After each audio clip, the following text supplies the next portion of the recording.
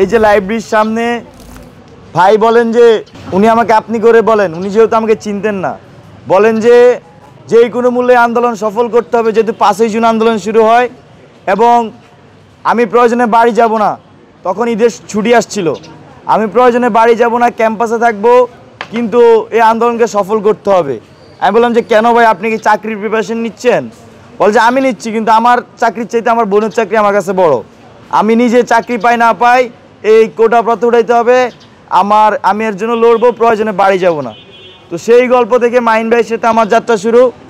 পরবর্তীতে জুলাই অভ্যুত্থানে তিনি হলপাড়ায়, যখন কেউ সাহস করে না হলপাড়া রুমে রুমে গিয়ে শিক্ষার্থীদেরকে ডাকার জন্য, তখন মাহিন সরকার তিনি লিফলেট নিয়ে প্রত্যেকটি রুমে যেতেন, তিনি রিডিং রুমে যেতেন, গিয়ে হলপাড়াতে তখন সংগঠিত করেছিলেন মাহিন সরকার।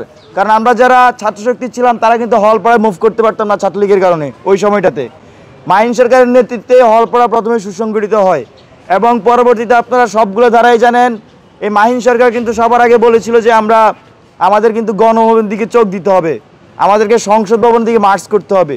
জুলাইয়ের একদম শুরুর দিক থেকে মাহিন সরকার এই কথা বলা শুরু করেছিলেন।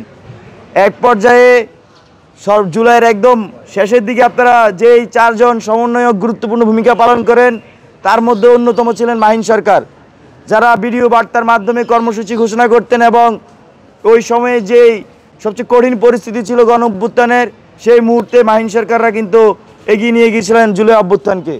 আজকেও মাহিন ভাই তার পূর্বের কার্যক্রমে তিনি ধারা বজায় রেখেছেন আমি মনে করি। আমি ভাইয়ের কাছে কৃতজ্ঞ।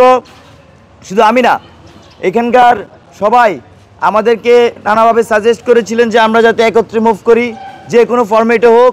মাহিন ভাই সেই জায়গায় সহযোগিতা করেছেন, তিনি তার বড় মনের পরিচয় দিয়েছেন। আমি ভাইয়ের কাছে সবার পক্ষ থেকে, আমার পক্ষ থেকে ধন্যবাদ, কৃতজ্ঞতা জানাই। আর আসলে এইটুকু বললেও শেষ হবে না, এর বাইরে যদি বলি যে আমরা আসলে একসাথে আমাদের পথ চলা অব্যাহত থাকবে, আপনারা আমাদেরকে দোয়া করবেন। ধন্যবাদ। আসসালামু আলাইকুম। দেশে দেশে সবার সাথে দ্য নিউজ।